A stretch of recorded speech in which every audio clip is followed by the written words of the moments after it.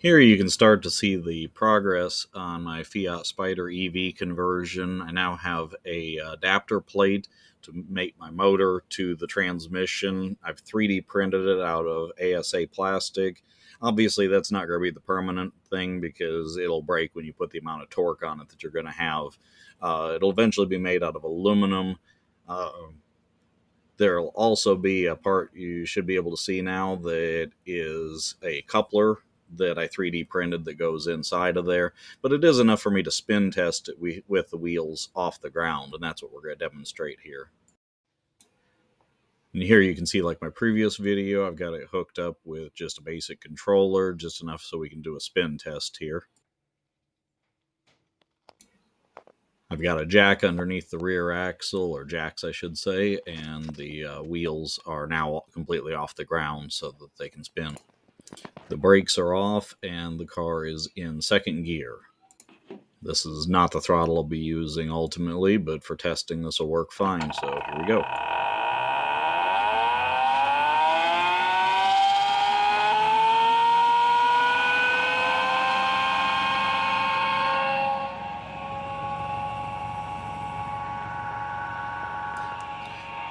For anybody who's interested, I will be linking the files that I'm using to make these parts in the description for this video, so you can download it, print it, have it CNC machine, whatever you want if you're interested, but that'll be in the description.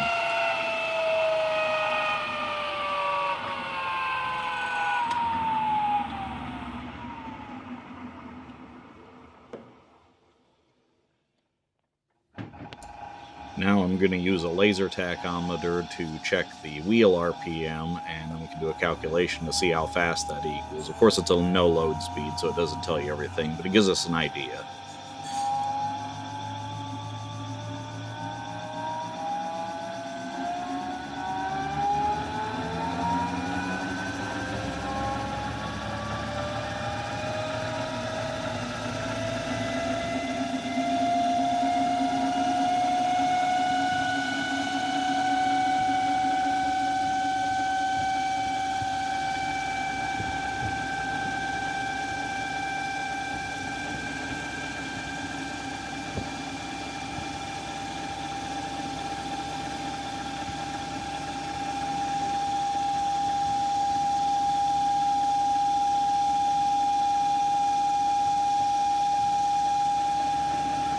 That's good.